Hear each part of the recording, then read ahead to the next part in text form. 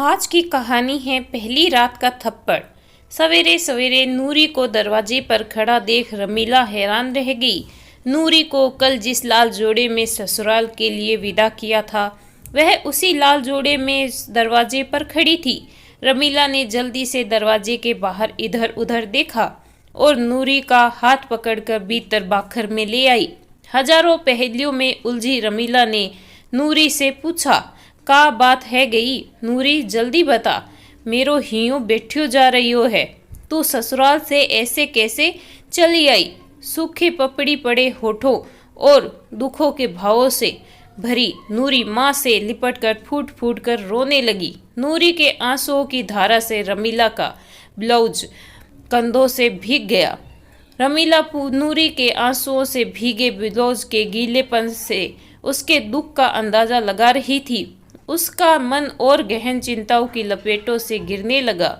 उसके हृदय सागर में नूरी के जीवन में आने वाले दुखों के बुदबुदे बने और फूटने लगे। उसने कंधे से लिपटी नूरी को पकड़ झुझोर कर पूछा, अरे तू बताती क्यों नहीं, का बात है गई।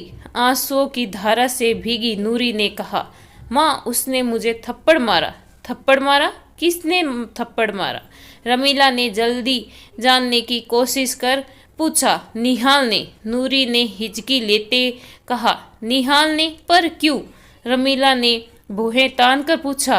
नूरी थोड़ी झपटी और बोली, मुझे नहीं पता, मुझे नहीं पता तो किसको पता है? रमीला ने कहा, माँ जो आदमी पहली रात को ही अपनी पत्नी पर हाथ उठा सकता है, थप्पड़ मार सकता है, वह जीवन भर मेरा क्या हाल करेगा। मुझे ऐसे आदमी के साथ नहीं रहना। रमीला ने नूरी की बात सुन अपना हाथ माथे पर मार कर कहा, हाय राम, इतके सी बात पर आदमी को छोड़कर भाग आई। हे भगवान, अब क्या होएगा? ये दुनिया क्या कहेगी? जात बिरादरी के लोगों का कहेंगे। रमीला का दिल नूरी के जीवन में आने वाली विपत्ति से सहमने लगा। सूरज के तापमान से सूखे तालाब की तरह रमीला के शरीर का रक्त नूरी के लिए फैसले के तापमान से सूखने लगा। रमीला ने सूखे हलक से कहा, नूरी तने ई का करो, तेरे बापू के बारे में तो सोचती, उनकी इज्जत का क्या होएगा।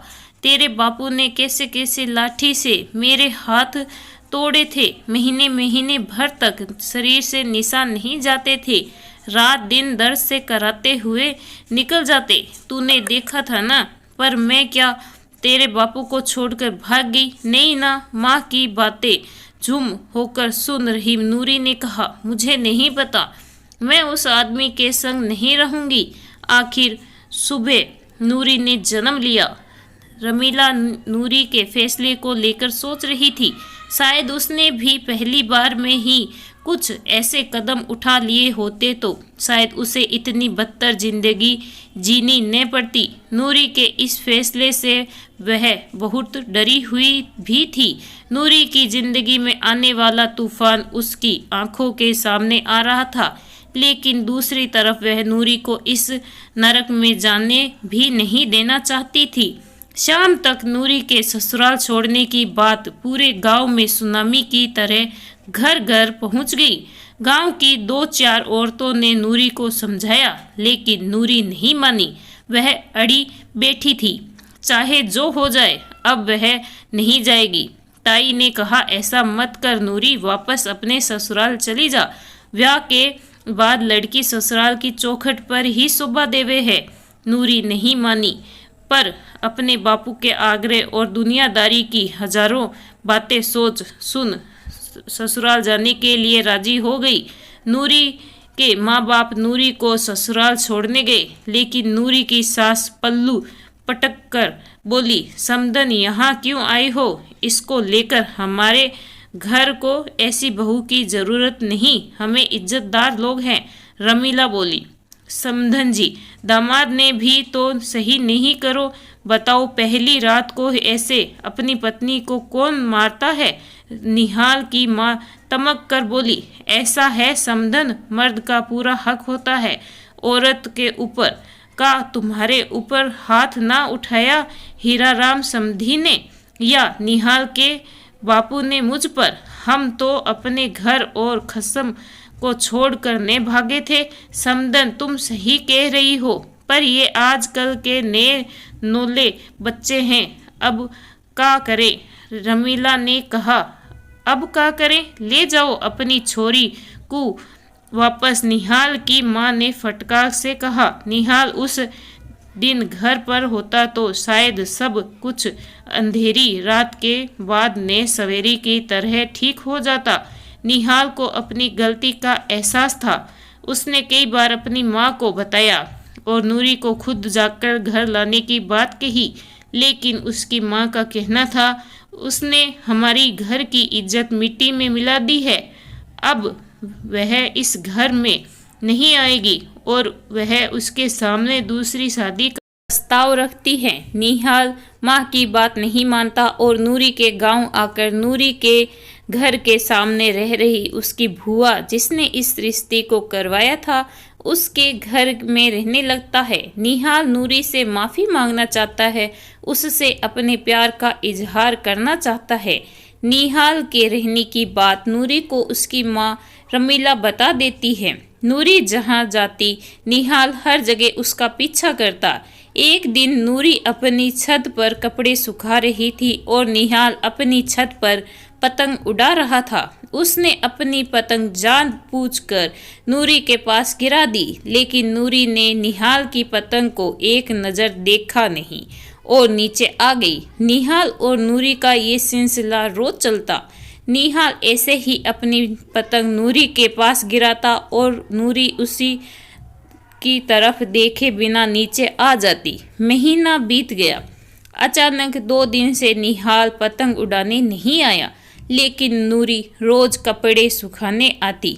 2 दिन से निहाल के न दिखने पर वह घंटों छत पर खड़ी रहती। तीसरे दिन भी नूरी निहाल का इंतजार कर रही थी कि निहाल आ गया। निहाल को देखकर नूरी का दिल जोर जोर से धड़कने लगा। उसके चेहरे पर एक खुशी फैल गई और वह निहाल को देखकर चुपचाप नीचे आ गई। नूरी निहाल को दिल के एक कोने में चाहती थी, लेकिन उसका मन निहाल के प्रति कठोर था। निहाल जब अपनी पतंग उड़ाता, उसकी पतंग की छाया हवा के रुख के चलते कभी कभी नूरी के आंगन में पड़ती थी। नूरी उस पतंग की छाया को पकड़ने के लिए आंगन में इधर उधर भागती, अपने हाथों की नरम उंगलियों से उस छाया को छूने की कोशिश करती। नूरी निहाल को एक प्रेमी के रूप में चाहने लगी थी। एक दिन नूरी मंदिर जा रही थी। निहाल उसके पास आया और बोला, नूरी मुझे माफ़ कर दो, मुझसे गलती हो गई। नूरी ने थोड़ा गुस्सा जताते हुए कहा, निहाल मेरा रास्ता छोड़ो, कोई देख लेगा। निहाल, देखे तो देख ले, कोई तुम्हें मेरी बीवी हो। नूरी, निहाल मुझे जाने दो। निहाल, नूरी मेरे साथ चलो अपने घर, माँ को मैं समझा लूँगा। नूरी की आंखों में आंसू आ गए और वह वहाँ से चली गई। निहाल की आंखें भी नम हो जाती है और वह नूरी को आवाज़ लगाता है। नूरी को मंदिर से लौटते वक्त कुछ लड़के छेड़ते हैं। उनमें से एक लड़का कहता है, सुना है इसका आदमी शादी की पहली रात को कुछ कर नहीं पाया, इसीलिए उसे उसी रात छोड़कर भाग गई। और फिर नूरी की ठोड़ी पकड़ता है, जाने मन मुझे एक मौका दे, मैं तुझे निराश नहीं करूँगा। इतने में वहाँ निहाल आ जाता है और नूरी से कहता है, नूरी तुम जाओ यहाँ से। और नूरी वहाँ से आ जाती है। अगले दिन नूरी छत पर निहाल का इंतजार कर रही थी। उसकी माँ वहाँ आ जाती है। नूरी माँ को देखकर इधर उधर टहलने लग गई। रमीला ने नूरी से कहा, निहाल का इंतजार कर रही है। नूरी थोड़ी झप कर बोली, नहीं तो माँ। रमीला तो घंटों से छत पर खड़ी होकर उधर का देख रही हो। माँ हूँ मैं तेरी, सब समझती हूँ बेटा, मैं मानती हूँ निहाल से गलती हुई है, पर वो तुझसे बहुत प्यार करता है।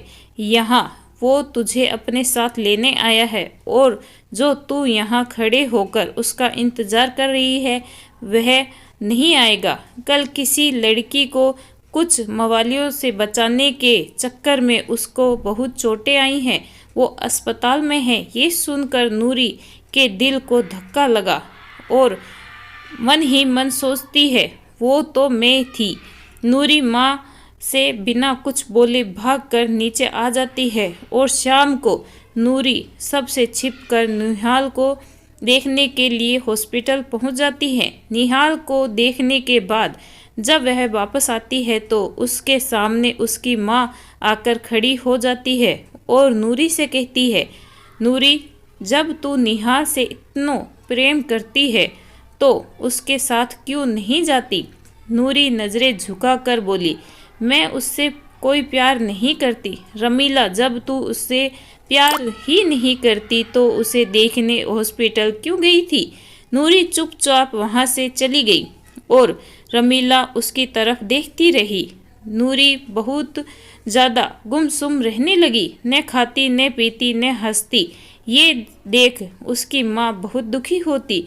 एक दिन रमीला ने कहा, नूरी, कल करवा चौथ का व्रत है और तुम्हारा पहला व्रत है। निहाल की लंबी उम्र के लिए रख लेना। दूसरे दिन रमीला रोते घबराते नूरी के पास आई। नूरी बिटिया, निहाल को बाजार में किसी गाड़ी ने टक्कर मार दी और वो मर गयो।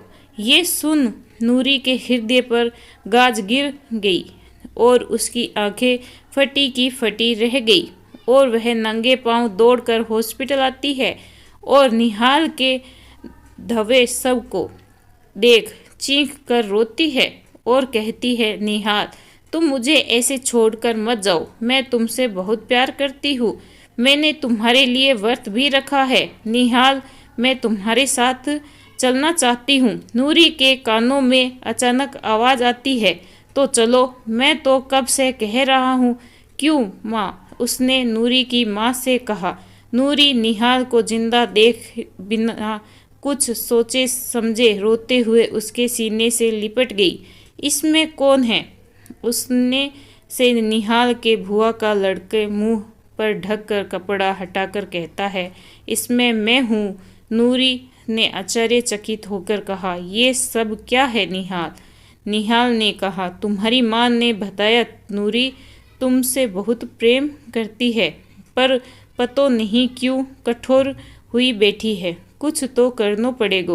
तो हमने ये सब कुछ कर दिया। निहाल अपने साथ लाया लाल रंग की साड़ी नूरी के सिर पर ओढ़ाकर कहता है, चलो अब अपने घर। इस कहानी के बारे में आपकी क्या राय है कमेंट करके ज़रूर बताइएगा।